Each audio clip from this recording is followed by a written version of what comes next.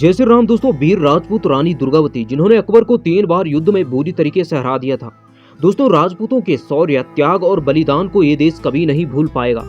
दोस्तों, मैं हूं आपका दोस्त राणा भाई। तो दोस्तों, आज की इस रोचक कहानी को शुरू करते हैं। दोस्तों, भारत के इतिहास में राजपूतों का एक अलग इतिहास रहा है, जिन्होंने मातृभूमि की रक्षा के लिए अपना सब कुछ न्यौछावर कर दिया, जो सर कटने के बाद भी लड़ते रहे। राजपूतों के बीच एक ऐसी रानी का जन्म हुआ जिनके डर से मुगल दिल्ली तक कांपते थे। रानी दुर्गावती का जन्म 5 अक्टूबर 1524 ईस्वी को एक ऐतिहासिक राजपूताना परिवार में हुआ था।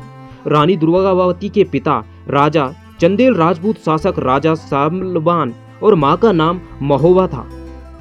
1542 में रानी दुर्गावती का विवाह गोंडा साम्राज्य के संग्राम शाह के बड़े बेटे दलपत शाह के साथ करवा दिया गया था। चंदेल और गोंडा साम्राज्य ने सामूहिक रूप से शेरशाह सूरी के खिलाफ धावा बोला और शेरशाह सूरी को इस युद्ध में बुरी तरीके से रोन दिया और इस युद्ध में शेरशाह सूरी की मृत्यु हो गई थी। 1545 में दुर्गावती ने एक बालक वीर नारायण को जन्म दिया था।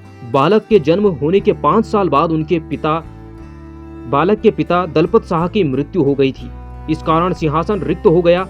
अब बालक छोटा था, इसी कारण रानी दुर्गावती ने खुद को महारानी घोषित कर दिया और गोंडा साम्राज्य को अपने हाथों में लेते ही उन्होंने सबसे पहले सिंगूरगढ़ को जो राजधानी थी उसको हटाकर चौरागढ़ अपनी राजधानी कर दी, क्योंकि चौरागढ़ सब पहाड़ी पे होने के कारण यह सुरक्षित स्थान था। रानी दुर्गावती एक वीरांगना के रूप में भारत में उभरी और उन्होंने सबसे पहले ही युद्ध में भारतवर्ष में अपना नाम रोशन कर दिया। शेरशाह सूरी की मृत्यु होने के बाद मालवागढ़ राज्य के राजा बाज बहादुर ने उनका कारोबार संभाला और उसके बाद उनके बाज बहादुर के बेटे सूरत खान ने उनका कारोबार संभाला। सूरत खान ने जब रानी दुर्गावती के बारे में सुना और उसने रानी दुर्गावती को कमजोर समझकर उन पर धावा बोल दिया। रानी दुर्गावती पर आक्रमण करने के बाद जब रानी को यह बात पता चली तो रानी अपने घोड़े पर सवार होकर अपनी सभी सैनिकों के साथ रणभूमि में कूद पड़ी।